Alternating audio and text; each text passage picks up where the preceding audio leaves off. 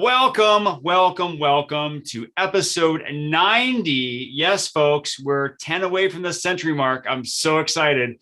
I'm Chris D.T. Gordon. It is fabulous to have you here with me today.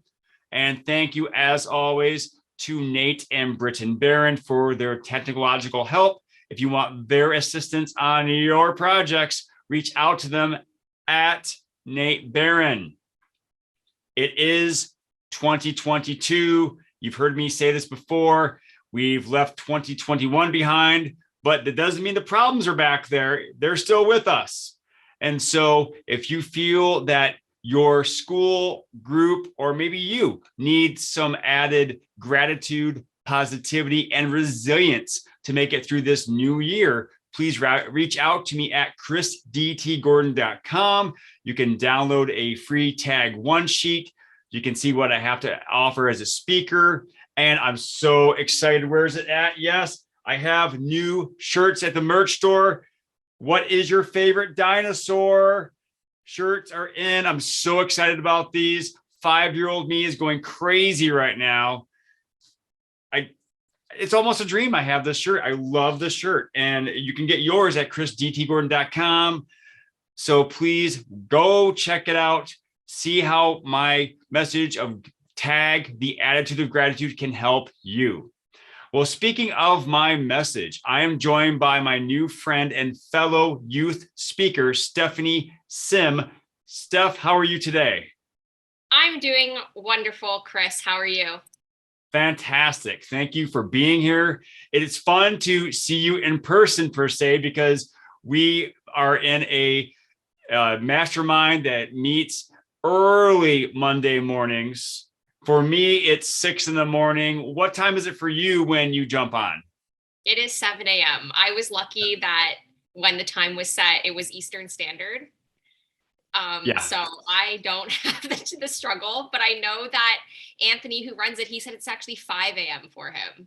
Yeah, he's a champ. He's quite the leader in setting the standard for us. So yeah, we do have it. It's relatively easy. You eat a little easier than I do, but I'm used to waking up that early. So it is what it is. But it's a pleasure to meet you face to face, virtually. Mm-hmm. And I really enjoy talking with you because you and I have both traveled to this place of being fellow speakers, but we traveled different roads. And so if you wouldn't mind sharing your journey, that'd be great.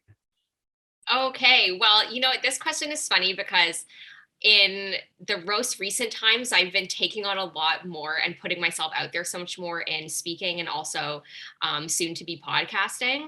So I have so many people asking me what's my story, but each person is asking in a different context. And I'm like, which parts of me should I tell them? Because it goes back, I think, I can go all the way back to about 16 when I can say that's when some things really, really started for me, all the way till now. I'm almost 27. So it's been about 10 years. I don't know where to start, but based on what I talk about in my youth speaker journey, and we are fellow youth speakers, and it ties into the theme today about self-care and being our priority. Going back to when I was 16 years old, I remember all I worried about, not just thought about, because it's important, straight up stressed out, is about what I was going to do after school. Mm-hmm. Because I grew up in a family where school was always number one. That was everything we did. Everything that mattered was going to school in September, get good grades, because you have to go to this pedestal school called university. And then you have to do really, really well there, even better than you've ever done, so you can get a job. And if you don't do that, then you fail at life. Like, life is over. That's what I thought. No pressure, right? No pressure. Yeah, no pressure, right? And so I had all this crazy stress that I was in the environment of that from my family, and then I added that pressure to myself too. So because of that pressure and that being the only thing I thought about, I went through all of those things without thinking about anything else. I didn't think about myself as a human being. I didn't think about things like how to be a good person or what do I like to do. I didn't think about where do I see my life going? And I know a lot of people even think about what their dream wedding would look like. Never thought about it. Like never Mm. thought about those dream things in life, those fantasies, or I never thought about, oh, I could change the world. So I had all that stress. And I also, the last thing about school in my family and the stress was you had to be 95% average, 99% average, A plus. I always had about an 80%, which is pretty good. I mean, of course there's Mhm. room for improvement, but it wasn't bad.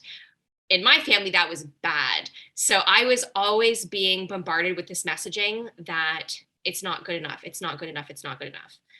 Which I understand though that my parents were coming at a point of it could be better, it could be better, which is true. But Mhm. I took it very like, oh my God, I'm a failure, I suck. So I diminished myself actively. And I took that from 16 all the way until precisely 23 years old. So Wow. coupled with that is I definitely, because I had all that lack of self basically, only focusing on school and what would I do as a career in the future, I didn't think about life things. So I attached myself to a lot of like things to do with friends, things to do with if I had a boyfriend or not. Things like if I was going to go out and party or not. Like, so I was doing a lot of those kinds of things, basically just worrying about would my friends like me and not if I liked me. Worried about did my boyfriend like me and not if I liked me. And worried about if I did this, am I going to gain approval from people? Not am I doing this because I approve of it and because I want to do it. And so you combine all those things together and it's just like super diminishing, like Mhm. completely. And I didn't even realize that was going on. I just thought I was young and I was having fun and this is what having these friends are like, and you're not supposed to know what you're doing at 20, which is true, but it was in a very negative way for me. So at 23, I reached a point where I had a bit of a shift internally about who I was friends with. So I had these friends for many years, and our friendships were quite toxic, which I didn't see the whole time going through it until I got into my young 20s. And I have no qualms with people. And I don't think all the problems we had were just their faults. So I actually cut myself from those friendships. And I learned after about a year, I'm like, okay, well, I know the faults of other people, but I was there too. So I have to own up that responsibility myself too. And I think that was the first time that I started actually thinking about the role I play in my life and the role that I play in other people's lives and what actually matters to me. Because I didn't like the way I was necessarily treated a lot during those friendships. And I didn't like either the way that I acted and was treating myself because of them. So I think that was the one of the big turning points for me in terms of thinking about myself for the first time. And at this time, I already had the full time job that I thought was like the big crazy thing you had to do in life. Oh yeah. So I was like, well, now what else am I going to think about? And I think that's when my mind was like, oh, well, I got the thing that I have been thinking about this whole time. So now my mind has to go elsewhere. And I think that's where it went at first.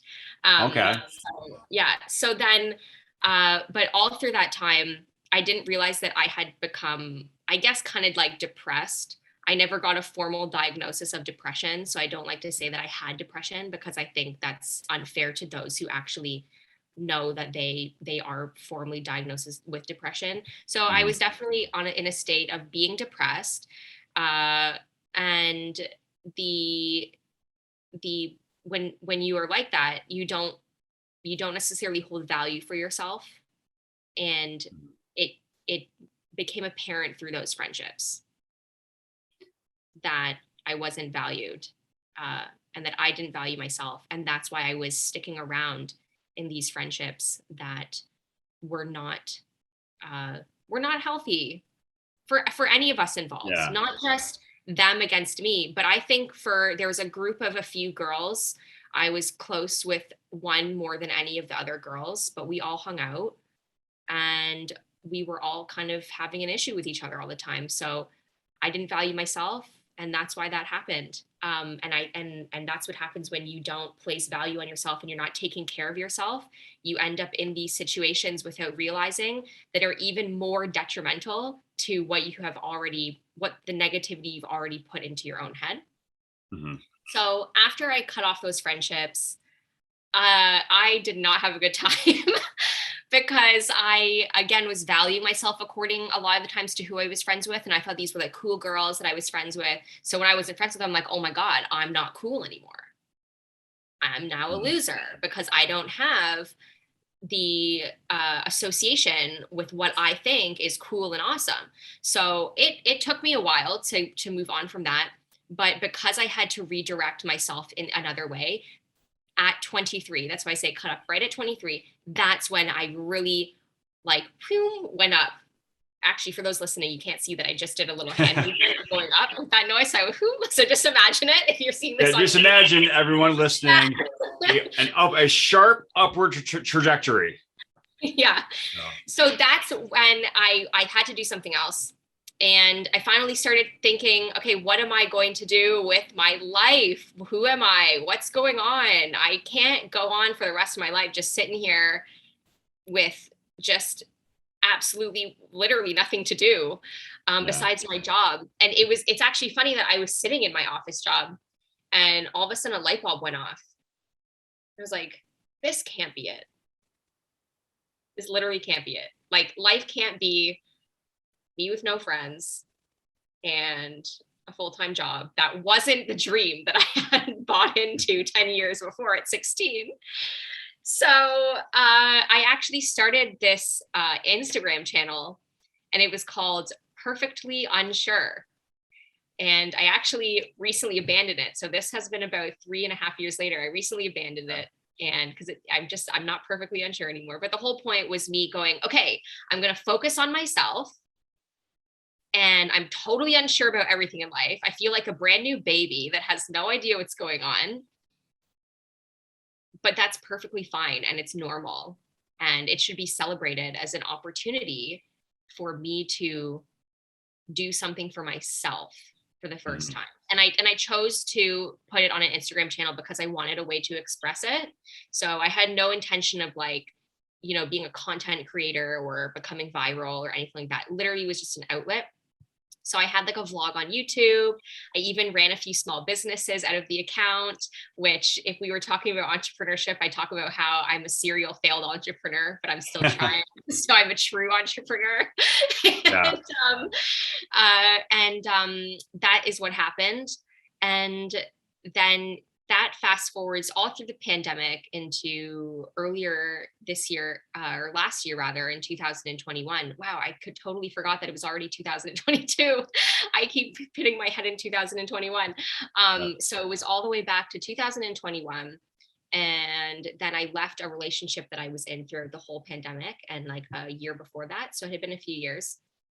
And again, that was another toxic relationship. So I had moved on from those friends and then I had this person and we split. And for a bit of time, I thought again, like back to the previous time with my previous friends, my life is over. Like, okay, not literally over. Yes. I knew, of course, to break up, you're gonna move on from it. But I was like, for a bit of time, I was pretty devastated because I was like, oh my gosh, like my life is gonna suck now, and I just can't seem to get it right with anyone. And this guy's gonna go off and live the dream and all this stuff, like all those thoughts that don't make any sense, but you convince yourself. So that happened, and then it was the fall of 2021. I don't know why I thought of speaking. I actually love public speaking. I have a previous job in it. Okay. But I was like, I feel like I can talk about my story with people. And then I found Youth Speaker University. I was like, this is it. I'm enrolling. And then fast forward again a few weeks into December 2021, and I came up with starting a podcast as well, and honing in on, I think, my voice as my main asset. But all for those years, what I didn't realize what was going on when I was trying to start a small business, or I was letting go of friends, or moving on from a relationship, or sharing on Instagram, all this stuff. I actually didn't intentionally know that it was kind of like a form of self-care. Because that's the tough stuff you have to do. You have to get out of your comfort zone.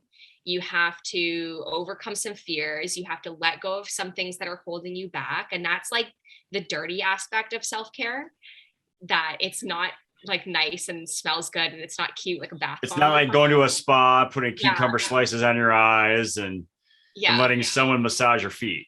Absolutely not. So it's interesting that like we're talking about self-care, and I just gave my whole story about things that I struggled with and how I moved through a lot of them and grew from them.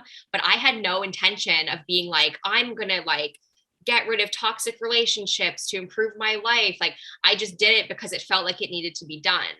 And it's years later that I see it. Like I wasn't like, oh, I want to challenge myself and start, a small business and see what happens. I was like, I just felt like it, so I'm going to do it. And I didn't see those as forms of actually self-care. And I think that there's a whole industry, of course, around self-care, which is those massages, cucumber slices, and bath bombs, which is fine. I mean, I'm not one for a bath, but I do get a massage here and there. That's cool. But those are very like surface level, like that's the tip of the iceberg. And it's all those things like underneath. It's all that tough stuff I did for the last several years. That was the real care. That's the genuine care for yourself.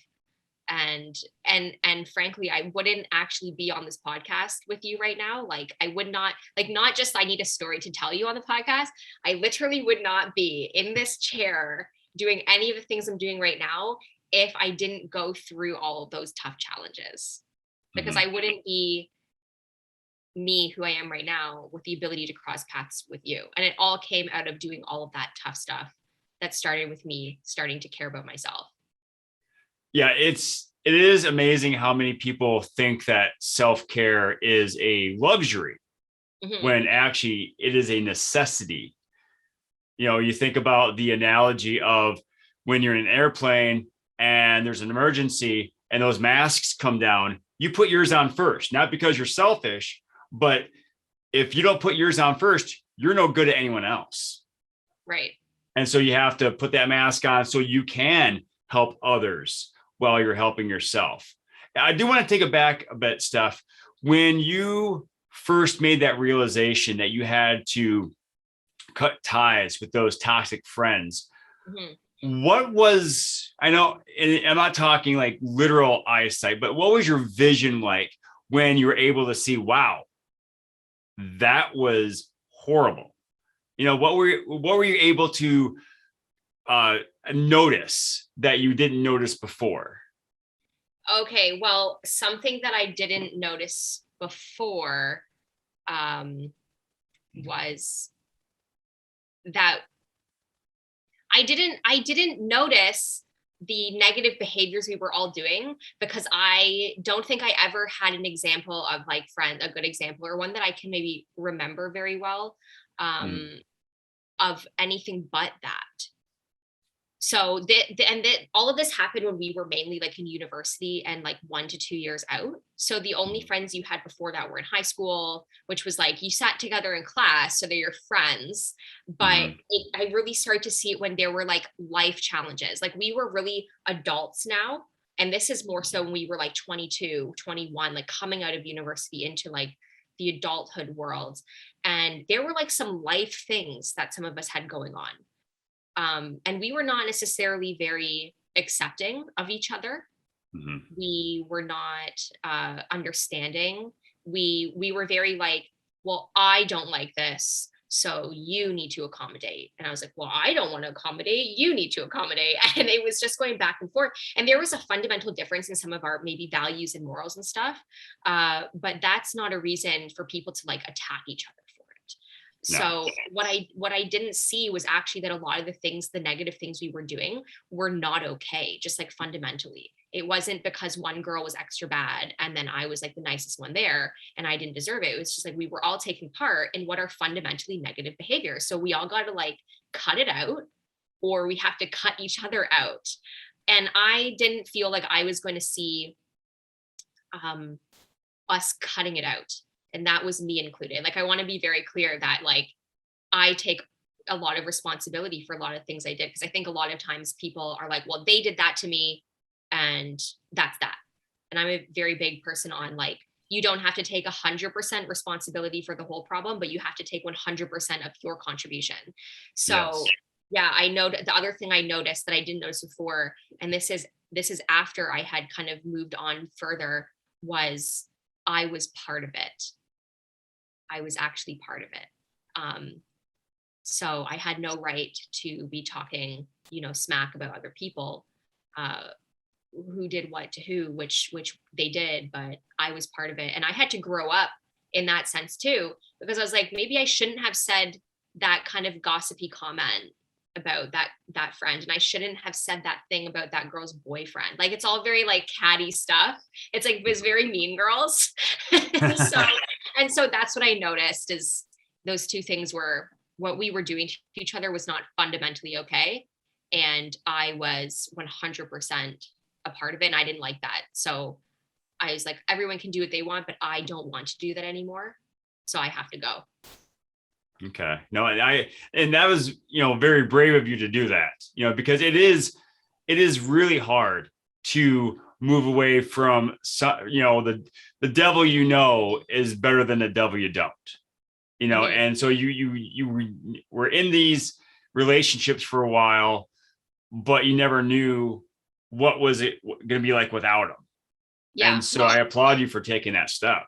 you know what the thing is though, is that at that time I had actually started working in a new office for a few months, and I commend a lot of all of these people that I met in that office are now my friend group. Like, everyone I Okay. know, basically I met through this office. These are my friends, and we're all friends with each other. And I noticed that, um, and we all know it too, all of us are very different people. And we joke about how sometimes people must overhear our conversations or must see us together and be like, how did this group of people become friends? Like, it's super weird. But we all get along really, really well because we're very respectful of our differences. Mhm. So one of my closest friends, actually, we call each other like brother and sister. We have fundamental different views on some controversial topics, and we've even spoken about it before, but we're not against each other because of it. Mhm. um, and we're not trying to like force ourselves onto each other and force our values onto each other. So it was interesting that when I left those previous friends, I had just met these new friends, but I think without realizing, my brain was like, ding ding ding, we met some cool people, this is what it should really be like. And I didn't make that realization, but something in my brain did, and motivated me to do what I did.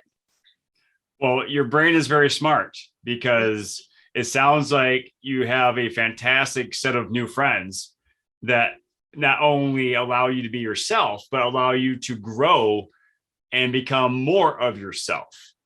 Yes. And so I think that's important for everyone to realize, is that you are you are the combination of the people closest to you, and you got to look at your ties to your friends and your family. And so, speaking of your family, when you were saying earlier that 95% or 98% was success and 80% was failure, what was your mindset as you were trying out these different businesses and you were cutting ties with your toxic friends? What were you feeling or dealing with internally while you're making those changes, when you think about how life was with your family?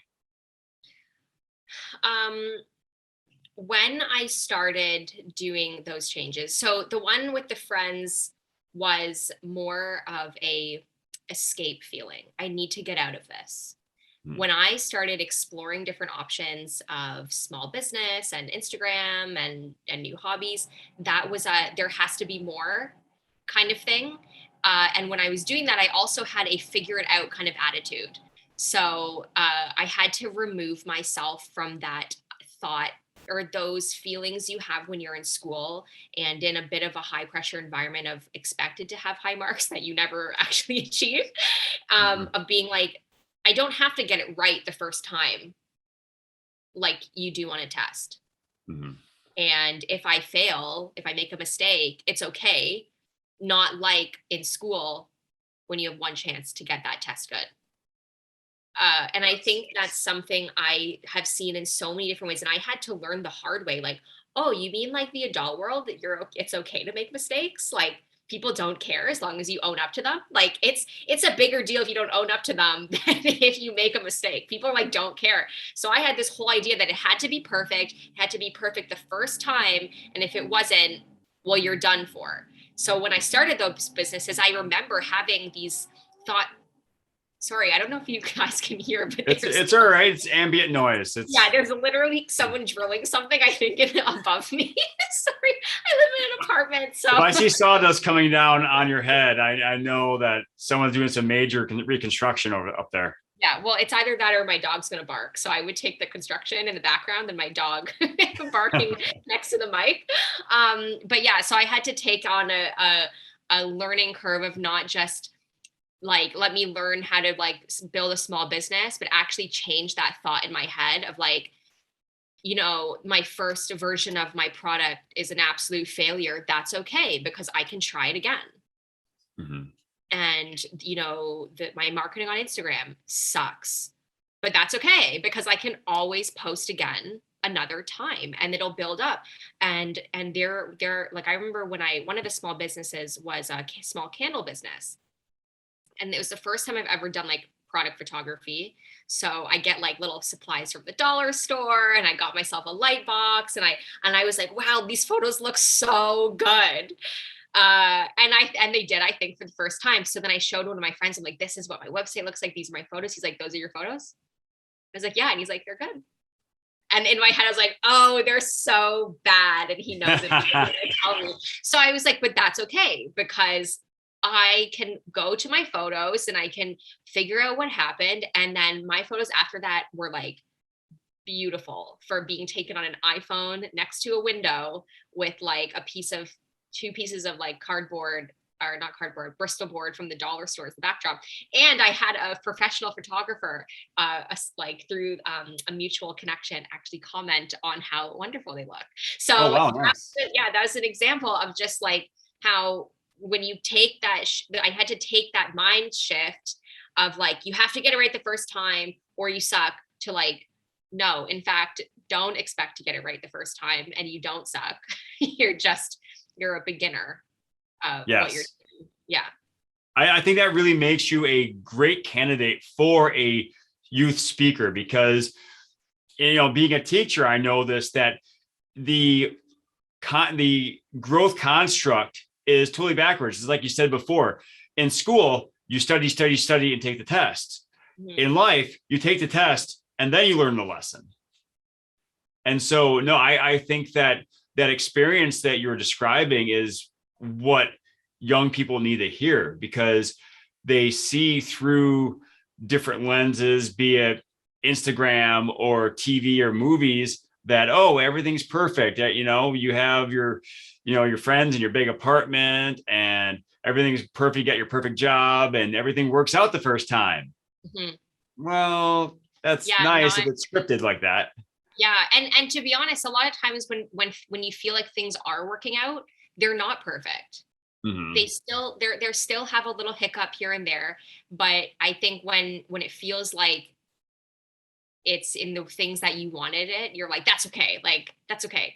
I can handle these hiccups because it's in a situation that I want to handle them in. Yes. But when you were saying how school impacts that and you have like the one test, right? And you have to get it right. And it's not like that. I definitely felt that when I was leaving school. And I actually read a blog post from a teacher many years ago that stuck with me. And it was after I was done school and it changed my mind on life in general. And he said that the way the school system is set up, at least here in North America, where you have to have a high average and high marks in every single class. And you have to, it has to be good across the board in order to be considered like successful. You have to be good across the board in order to have a high average so you can get accepted into a post-secondary education or things like that. He said, but when out in the job place, are we expected to know everything? Never. Oh, no. And it's true. Like in my office, I work in a science outreach department. I don't know anything about science. My background is not in science. I haven't taken science since grade 10. I'm not expected to know any of it because that's not my role. So I'm good at what I'm good at. And then there's people in the office that are, masters in various science programs or have a PhD, and they're the ones with expertise. So when kids are coming out of school, they're thinking, I have to be good in every single area, but you don't. And in fact, it's to be a good in all areas is kind of, in my opinion, might be a little bit of a waste of time when you should focus in on one thing that you're really good at. And so I struggled with that a lot when I definitely in my higher years in high school really struggled with math. In fact, the last two tests in grade 12 math, I failed, like completely failed. I wasn't sure at that point if my mark would be enough to actually keep my average up so I could go to university. Luckily it was. But there's this idea when you are a kid and going into adulthood that you have to be good across the board because that's what you're used to in school. And that's the complete opposite when you're actually out there as an adult. It's not like that at all. Oh yeah. Yeah. If I were to take a shop class, I would absolutely fail, but that's why I have friends who are good at that and they can make things and fix my car and do all that stuff. And I can do the speaking and the teaching. So yeah, you're absolutely right that, and we're not going to start a whole reconstruction of the education system here, but No. I do like that you were speaking to students to let them know that if you are having a hard time in life right now, don't worry, it changes. Yeah. It'll be different. Yeah. That's not to be like, let's dismantle the system. Like, yeah. Definitely not. And you know what? And I have no issues with and you're a teacher. Like, I'm not trying to bash teachers for whatever. Oh, no, I didn't think that at all. But yeah, it's more so the message of what you said, this is what it is now. You'll be fine. This is not what the rest of your life is going to be. Oh, that thing. What am I going to do for the rest of my life? Right. When they're leaving, when they're 18, leaving grade 12. And that's the thing, is this the rest of my life going to be like this? Am I going to suck at whatever subject for the rest of my life? It's like, no, You're not. You just go and do something else. You'll be fine. Yeah. You'll be okay. Just keep working hard. And also, do that self-care. Mm-hmm. And so we know that you're a speaker, Steph. What else do you have going on? Any fun plans or big projects besides the podcast in the near future?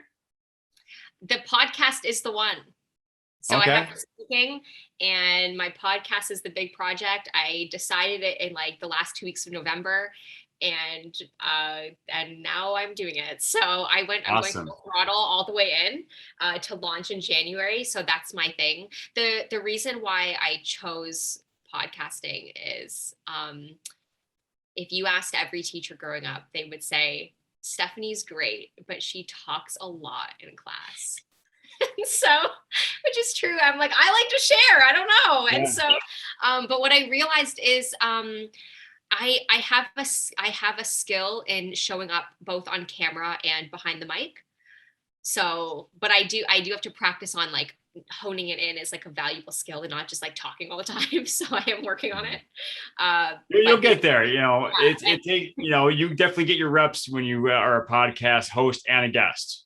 Yeah, definitely. Well, but that's why the speaking lined up perfectly with me. And I was like, I think I should do a podcast. I think that's my skill. So that is what that's what I'm honing in on that end. And the other thing that I really want to do in this year, I really hope that it happens. I'm not sure based on how much work I've taken on. But I really want to get my motorcycle license. Nice. Yeah. I've wanted it since I was 16. Mm-hmm. And when you get your driver's license, and I never did because it's really scary to me. Even driving, I find scary. And I just find it very unnatural, but I drive, I know how, and I'm fine with it. Yeah. It's I just think I think seeing a female motorcyclist, which is very rare, at least in my life, I'm like, wow, they're so cool. I want to be like her. But I'm like, it also terrifies me. I'm like, I think that I need to do it then. I think I need to do it. It's good to pursue what scares you. Mm-hmm. That's why I chase after hippos. I'm not very successful, but it happens. I'm sorry, that joke. Anyway, so you have to get a picture of yourself on a motorcycle, Yes. Soon and post that. Well, I have a friend with 2 motorcycles, so I could get you a picture, but I don't know if it will be because I was actually riding it. It might just be okay sitting on it pretending. Oh no, you gotta earn that. You gotta get your license and then get the picture. Yeah, I'll have to do it. Hopefully it happens. I should get on it soon. I don't even actually have the actual license yet. I don't know how it is in various states in the US, but here in Ontario and Canada, you get your license. You have 90 days to complete like the first practical course. Okay. And then do the second practical test. So I'm like, well, I don't want to do the first written test and then not have my courses lined up within that 90 days, and I'll waste my time. But at the same time, I'm like, maybe I should write the test so that I have the motivation to get it done in 90 days. Yeah, that might be a good idea. So, all right. So, Steph, where can people find you so they can hook up, maybe can start a connection, find out where you're speaking, where the podcast is? Yeah. So you can find me personally on Instagram at Steph K Sim. So it's STEPH letter K and then SIM. That's my personal account. And then to find the podcast, it's called Start Here, Start Now. The Instagram handle for that is start here _start now. Excellent. Yes. And I'm tagged in both accounts. So if you go to one, you're going to find my other one tagged in the bio. So I'm very easy to find. Perfect. Great. And so I like to ask my guests, since I speak on gratitude, what is, focusing on your story, what is something that maybe when you're going through those formative years between 16 and 23, that you really didn't appreciate, but now you see it being a godsend, like something that you're thankful for? You know what? It's so cliche, but all the tough moments that taught me a lesson, all those learning things that taught me what I need to know. But it is so true. And that's why so many people say it. But the thing is, the key is you have to actually like reflect on it and intentionally learn from it. You don't just like go through hardships and you're like, I'm smart now. You have to learn from it intentionally. But I really have this feeling in my head. I was like, I really feel like I went through all of those years in order to have a story to share, and something out there. I don't necessarily believe in God. I don't know what it is, but maybe my mind is changing about some kind of spiritual being out there. Something was like, just wait. You just got to go through this to make you smart. We have a whole plan for you. Just suffer for a bit. You'll be fine. We'll spit you at the other end to be the person you are, who I am right now. That's quite the image. There you go. Go help the world. Yeah, well, imagine, I'm on a podcast with you. I'm being a youth speaker. I'm starting my own podcast. I have a few other guest podcasts to be on. And it's like, what would I talk about if I didn't have all of this stuff that happened to me? And not just negative things that sucked, the good stuff too. Yes. Yeah. But you're right. No one wants to hear the person say, well, I grew up in a perfect family. I got all A's and I got the perfect job. And my life is sprinkles and rainbows. Yeah. No one wants to talk to that person. So, well, excellent, Steph. Thank you so much for joining me. And I do have one final question. What is your favorite dinosaur? Oh man. Okay. You were going to ask me this and I wrote to you in the original information I gave you a dinosaur and I forget what it is, but truth be told, I don't have one. So when I had to answer that question, when you asked me, you were like, just to let you know, I'm going to ask you this question. I actually Googled, I was like dinosaur and I just chose one. Well, you put Brachiosaurus. Okay. Then that's my favorite dinosaur. All right. Sounds good. It's a really tall one. One of the really tall ones has the big bump on the back of its head with a hole in it. So it's like a whale dinosaur because it has a blowhole at the top. Oh, So I had no idea that it had a blowhole, but it was meant to be because my favorite animal is the blue whale with there a you blowhole, go. right? So Kismetic. it lined up again. Exactly. Well, Steph, it's been an honor and so much fun to talk with you. And I know we have our chats on Monday mornings, but we're a little more awake right now. And so it's been fun to see you in person and to learn your story. So thank you so much for being here. I really appreciate it. Thank you, Chris. And thank you for the opportunity. And everyone listening, thank you for listening to my story. And I hope that it impacted you in some way and that you feel fantastic. Definitely. And so if you want to reach out to Steph, her Instagram again is Steph K Sim. And the podcast is called Start Here, Start Now. Is that right? Start Here. Let me make sure I got the right words. That's correct. That's correct. So reach out to her, and she's going to have a fantastic show to share with the world.